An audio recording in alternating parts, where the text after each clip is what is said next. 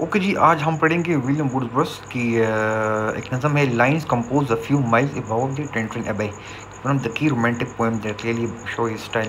ہم اس کا پڑھیں گے خلاصہ، ٹھیک ہے؟ تو چلتے خلاصہ۔ یہ نظم وڈزورتھ نے 1798 میں لکھی جب وہ 5 سال بعد دریائے وائے کے کنارے ٹینٹرن ابے کے مقام پر آئے۔ اس نظم میں شاعر اپنے پرانے اور نئے تجربات بیان کرتا ہے، یاد اور سکون۔ وہ بتاتا ہے کہ پچھلی بار دیکھنے گئے مناظر، پہاڑ، جنگل، دریا اس کی یادوں میں زندہ ہے، اور جب وہ شہر کی ہنگامہ خیزی میں تنگ گیا تھا، ان یادوں نے اسے سکون، خوشی اور اخلاقی طاقت بخشی۔ فطرت کی روحانی طاقت۔ اب وہ محسوس کرتا ہے کہ فطرت صرف ظاہری حسن نہیں بلکہ انسان کے دل دماغ کو بدلنے والی ایک روحانی قوت ہے۔ فطرت اس کے لیے بڑا استاد، ماں اور محافظ کی طرح ہے جو اسے نیکی کی طرف لے جاتی ہے۔ نمبر 3، جوانی اور پختگی کا فرق۔ جوانی میں وہ فطرت کو صرف جوش و جذبات سے دکھتا تھا، لیکن اب پختہ عمر میں وہ فطرت میں گہری معنویت اور روحانی سکون تلاش کرتا ہے۔ نمبر 4، آہنگی اور ایمان۔ وہ فطرت کو ایسی قوت سمجھتا ہے جو کائنات کو جوڑتی ہے اور اس انسان کو خدا کے قریب کرتی ہے۔ نمبر 5، ہمشیرہ سے خطاب۔ آخر میں وہ اپنی ہمشیرہ ڈروتھی سے بات کرتا ہے۔ وہ دعا کرتا ہے کہ اب وہ بھی فطرت میں وہی سکون اور اخلاقی طاقت پائے جو اسی ملی ہے۔ اہم موضوعات، تھیمز: فطرت کی روحانی اور اخلاقی قوت، یاد اور تخیل کا کردار، بچپن، جوانی، بڑھاپے کے تجربے میں فرق، انسان اور فطرت کا رشتہ، روحانی تصور فطرت۔ سادہ الفاظ میں یہ نظم تاریخ کی فطرت صرف ایک منظر نہیں بلکہ ایک روحانی استاد، رہنما اور اخلاقی استاد ہے جو انسان کو اندر سے بہتر بناتی ہے اور اس کے سکون کو سکون بخشتی ہے، معنویت عطا کرتی ہے۔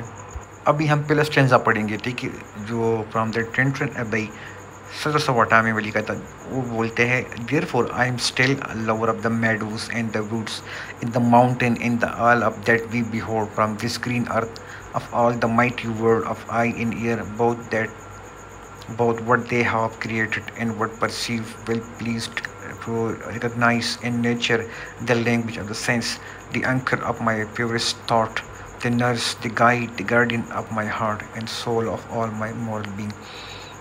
اردو میں ٹرانسلیشن اس کا یہ ہے کہ اس لیے میں اب بھی کہ تو جنگلوں، پہاڑوں کا عاشق ہوں اور ہر اس شے کا جو ہم اس سبز زمین سے دیکھتے ہیں، اس وسیع دنیا کا جو آنکھ اور کان نصف تخلیق کرتے ہیں اور نصف محسوس اور خوش ہوں، یہ پہچان کر کے کہ فطرت میں اور حواس کے زبان میں مجھے ملتا ہے سہارا، میرے سب سے پاکیزہ خیالات کا پرورش کرنے والی رہنما، نگہبان، میرے دل کی اور میرے اخلاقی ہستی کی روح۔ اچھا، اس کا مطلب کیا ہے؟ ٹھیک ہے، یہ اس کا جو پیراپریز ہم پڑھیں گے یہ ہے کہ میں ابھی بھی فطرت کا عاشق ہوں کہ تو جنگلوں، پہاڑوں، زمین، سب چیزوں کا جو کچھ آنکھ اور کان دیکھتے ہیں اور سنتے ہیں، اس میں انسانی تخلیق بھی شریک ہے۔ فطرت میرے خیالات کا سہارا ہے، میرے پرورش کرنے والی رہنما اور دل و روح کی نگہبان ہے، میرے اخلاقی زندگی کا اصل سرچشمہ فطرت ہے۔ اوکے، انگلش میں پیراپریز: I am remain a lover of nature, of field, the forest, the mountain, of the everything my senses perceive in this vast world. My mind partly creates these experiences and partly receives them. In this union of perception and imagination, I recognize that nature is support of my highest thought, the nature, the guide and the protector of my heart and the source of my moral being۔ اس کا theme کیا ہے جو پہلا stanza ہے؟ Nature is a spiritual guider in the teacher. Number 2, unity of sense and imagination in shaping human experience. Number 3, nature is the foundation of morality and pure thought. Number 4, a romantic vision, simple natural scene and nature, the soul more deep than luxurious civilization۔ Okay, ابھی ہم اس کو تھوڑا سا وہ explain کرتے ہیں، ٹھیک ہے، اس کا مطلب کیا ہے۔ Here the Woodworth describe the nature is not just a beauty but a spiritual force. The field, wood, and the mountain are not only things he sees, but also things his mind partly create through by imagination. Okay, nature is described as an anchor, give stability. Number 2, nurse, give a care and nurture. Guide, lead him towards goodness. A guardian, protect his soul and morality. So in short, he presents nature as a teacher and moral guardian of the human life۔ Urdu میں translation: یہاں وڈزورتھ اعلان کرتے کہ فطرت صرف ایک ظاہری حسن نہیں بلکہ ایک روحانی قوت ہے۔ کھیت، جنگل اور پہاڑ صرف وہ چیزیں نہیں جو شاعر دیکھتا ہے بلکہ وہ ایسی چیزیں ہیں جنہیں اس کا ذہن جزوی طور پر اپنے تخیل کے ذریعے تخلیق کرتا ہے۔ وڈزورتھ نے فطرت کو یوں بیان کیا ہے: لنگر جو انسان کو استحکام دیتا ہے، مضبوطی سے اس کو پکڑ کے رکھتا ہے، دائی یا پرورش کرنے والا جو دیکھ بھال کرتی ہے اور تربیت دیتی ہے، رہنما جو نیکی اور سچائی کی طرف لے جاتی ہے، محافظ جو اس کی روح اخلاقیات کی حفاظت کرتی ہے۔ مختصر یہ ہے کہ وہ فطرت کو انسان کی زندگی کی استاد اور اخلاقی نگہبان کے طور پر پیش کرتے ہیں۔ وضاحت: ووڈ ورتھ کی زندگی فطرت محض ایک منظر نہیں ہے جسے آنکھوں سے دیکھا جائے، بلکہ یہ ایک ایسی قوت ہے جو انسان کو روحانی پرورش کرتی ہے۔ جب انسان جنگل، پہاڑ اور دریاؤں کو دیکھتا ہے تو وہ صرف باہر کی چیزوں کو نہیں دیکھ پا رہا، بلکہ اپنی یادوں اور تخیل سے اس تجربے کو معنی بھی دے رہا ہوتا ہے۔ اس لیے وہ کہتا ہے کہ فطرت انسان کے خیالات کو سنبھالتی ہے، اس کی پرورش کرتی ہے، اس کی رہنمائی کرتی ہے اور اس کی اخلاقی آستی کی حفاظت کرتی ہے۔ سادہ الفاظ میں ولیم ووڈورتھ کے نزدیک فطرت ایک استاد، ماں اور رہنما ہے جو انسان کو نہ صرف خوشی دیتی ہے بلکہ اس کی اخلاقی اور روحانی زندگی کو بھی سنوارتی ہے۔ ابھی ہم اس کا تھیم پڑھیں گے اردو میں، ٹھیک ہے؟ موضوع، تھیم اور اسٹینزا: فطرت بطور روحانی استاد اور رہنما۔ فطرت انسان کو صرف خوش نہیں دیتی بلکہ انسان کی رہنمائی بھی کرتی ہے، احساسات اور تخیل کی جائے سے انسانی تجربے کی تشکیل۔ فطرت بطور اخلاقیات اور پاکیزہ خیالات کی بنیاد، رومانی نظریہ اور سادہ منظر فطرت کی انسانی روح کی زیادہ گہرائی سے سنوارنے بجائے تہذیب آرائش کے۔ اوکے، تو فطرت انسان کو صرف خوش نہیں دیتی بلکہ اس کی رہنمائی بھی کرتی ہے، اس سے نیکی اور سچائی کی طرف لی جاتی ہے۔ انسان کی آنکھ اور کان جو کچھ دیکھتے ہیں، سنتے ہیں، صرف حقیقت نہیں ہوتی بلکہ اس پر انسان کا تخیل بھی اثر ڈالتا ہے، اور اس طرح احساس اور تخیل مان کر تجربے کو مکمل کرتے ہیں۔ فطرت بطور اخلاقیات، پاکیزہ خیالات کی بنیاد: فطرت انسان کے خیالات کو صاف کرتی ہے، اس کی اخلاقی ہستی کو سنبھالتی ہے، اس کے دل و دماغ کو بہتر بناتی ہے۔ رومانی نظریہ: سادہ مناظر فطرت انسان کی روح کو زیادہ گہرائی سے سنوارتی ہے بجائے عیش و عشرت یا تہذیبی آرائش کے۔ رومانی شاعری کے مطابق انسان کو حقیقی سکون اور روحانی بلندی صرف فطرت کی سادگی سے ملتی ہے، نہ کہ دولت، شہرت یا تعیشاتی زندگی سے۔